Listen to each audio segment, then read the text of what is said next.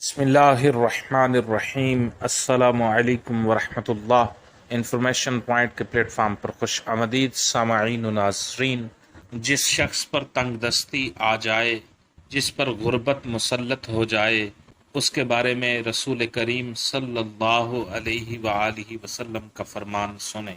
جامع ترمذی میں روایت مروی ہے، رسول کریم تاجدار مدینہ صلی اللہ علیہ وآلہ وسلم نے ارشاد فرمایا، جس پر تنگ دستی آ جائے اور وہ لوگوں سے امید لگائے تو اللہ اس کا فاقہ دور نہیں کرتا، اور جو اللہ تعالی سے رجوع کر لے اللہ تعالی جلد اسے غنی یعنی امیر کر دے گا۔